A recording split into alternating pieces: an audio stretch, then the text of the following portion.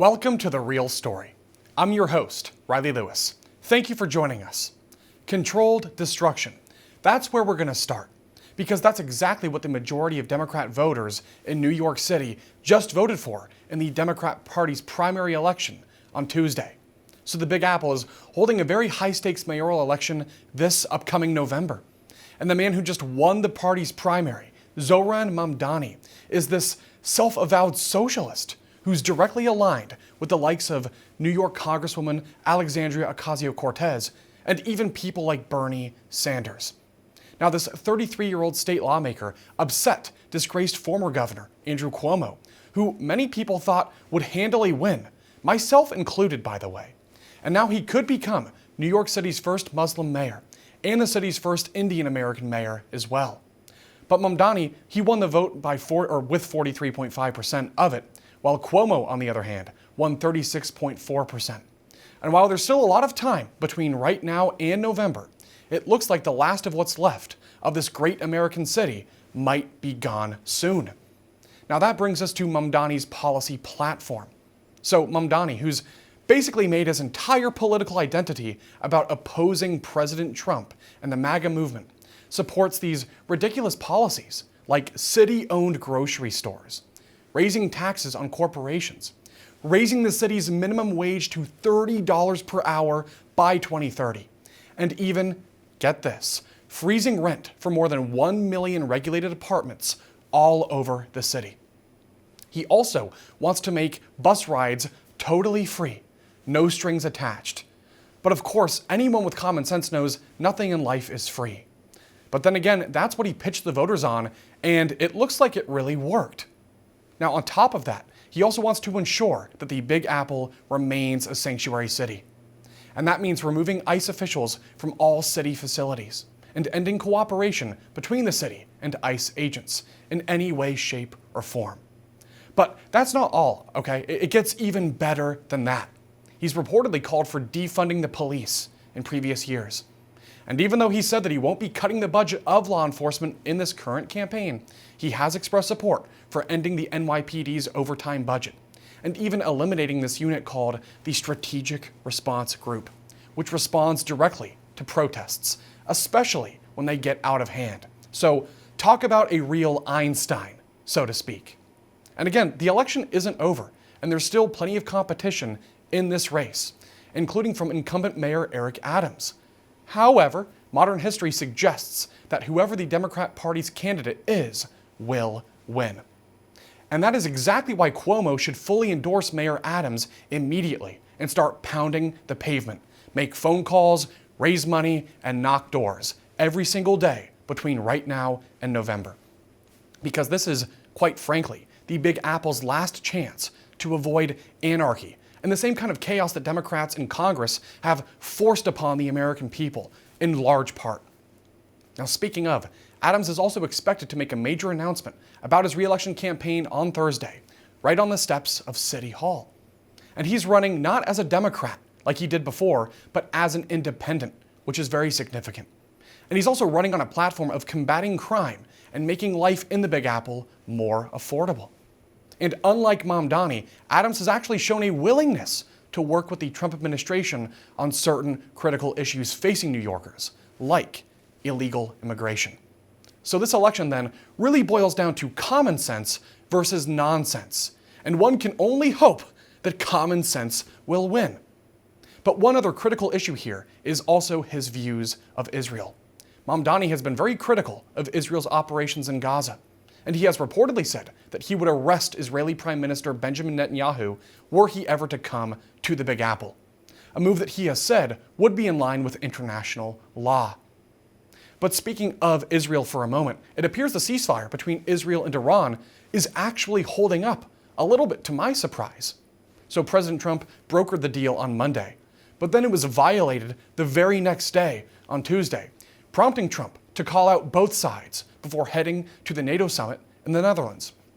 But now it appears, at least, to be in effect and holding, and we hope that it really does in the coming days and weeks ahead. But for that reason, the State Department is expected to reopen the U.S. Embassy in Jerusalem today. That's according to a statement announced by them on Tuesday evening. And in the meantime as well, there's an ongoing debate about the extent of the damage that was done to 3 key nuclear sites in Iran following those historic U.S. military strikes that were happening over the weekend with these stealth bombers. Now, while the White House has said that those sites were totally destroyed and obliterated even, there are certain sources out there that have recently claimed that they didn't really destroy the core components of said facilities. In fact, according to unnamed sources cited by none other than CNN, Iran's nuclear program has only been set back by just a few months. It's unclear if we can really trust them at face value, but these findings reportedly come from an intelligence report conducted by the Defense Intelligence Agency, which is an arm of the Pentagon. And 2 sources who are familiar with this report have said the country's centrifuges are still intact, at least to some extent. So what's really true, though, that remains to be seen, and only time will tell. But Trump fired back against these reports recently on Truth Social, writing this: "Fake news CNN, together with the failing New York Times, have teamed up in an attempt to demean one of the most successful military strikes in history. The nuclear sites in Iran are completely destroyed. Both the Times and CNN are getting slammed by the public." Interesting. So again, I ask, what's really going on? What's the real story here? Only time will tell, and things could really change as more information comes to light. But in the meantime, Trump is still in the Netherlands today for day 2 of that NATO summit, and he's called on member states to raise their defense spending to 5% of their respective countries' GDP, a plan the alliance seems to support for the most part. Moreover, Trump also said he believes the war between Israel and Iran is over, and one can only hope that he's right. Here with reaction is Republican Congressman Pat Harrigan, the U.S. representative of North Carolina's 10th Congressional District. Congressman, thank you for being here. Riley, it's always great to be with you. Thanks for having me. Absolutely. We have a lot to get into, but I do want to start with this intelligence report about the centrifuges and those nuclear sites in Iran. There's a lot of back and forth right now, and I'm trying to figure out what's really going on. So what is your understanding of that report? I think this report just defies common sense. You've got Iranian officials, IAEA officials, and Israeli officials all saying that there's at least a devastating amount of damage. And so we dropped 400,000 pounds of explosives using the latest and greatest bunker busting technology that our country possesses. And to say in some preliminary report where they haven't been there, they haven't seen it, they're trying to do a battle damage assessment from a long, long way away, when we've got the whole of our government and the rest of our allied governments, as well as the IAEA and even the Iranian government saying that there's devastating damage. This is just another example of fake news. Okay, so you don't really trust in anything that we're hearing right now about this intelligence report? I think that there's a clear agenda behind this intelligence report because there is a low level of confidence in the intelligence. Also, this is a top secret report. Why on earth would it be leaked if not for a specific political purpose? And we've got to look back. Remember in the early days of the conflict between Iran and Israel, like day 1 or day 2, yes, CNN also came out with a report that says that they are years away from having a nuclear weapon. I can tell you fundamentally that was not true. This is more fake news reporting from CNN. Okay, so final question before we move on. So President Trump seems to be very hopeful that the ceasefire will hold and that the war between them is finally over. What are you thinking about that? Well, I think we're all very hopeful that the ceasefire will hold because certainly peace is in everybody's best interest. We do not want this conflict to continue, nor do we want it to proliferate or get larger. And so I think all of us are very, very hopeful. President Trump has set the conditions for this ceasefire to hold, and we certainly will do everything that we can in the U.S. Congress to make that happen. Okay. Now, speaking of Congress and some of your colleagues, let's talk about the current status of the One Big Beautiful Bill Act. It's in the Senate right now, and I see some people, some of your colleagues, who are in total support of it. I see others who have some apprehension about certain parts of it, including one apprehension or one line about AI regulation. I want to get your thoughts about the current status of it and what your evaluation of it in totality is. Look, we obviously passed the One Big Beautiful Bill out of the House, and we were comfortable with the bill as it was coming out of the House. And certainly, as the old joke goes up here, right, Democrats in the House are the adversary, but your real enemy, it's actually the Senate. And so we're just hoping that the Senate keeps this a very, very conservative piece of legislation that ultimately delivers on every single piece of President Trump's main agenda that he promised when he ran and that we also promised when we ran. I'm confident that we can get there, but I think it's going to take more interaction from the House, in particular House leadership, to actually deliver that outcome. Okay, so when it does come to the Senate, are there any notable holdouts right now? Are you talking in the Senate or in the House? In the Senate.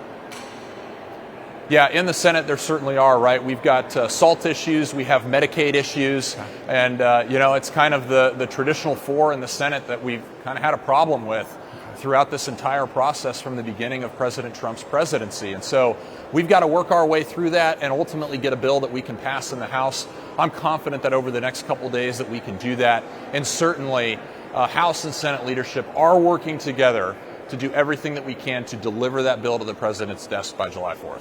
I was just going to ask you about the timeline on that. So as it stands right now, do you think we're on track to make that deadline?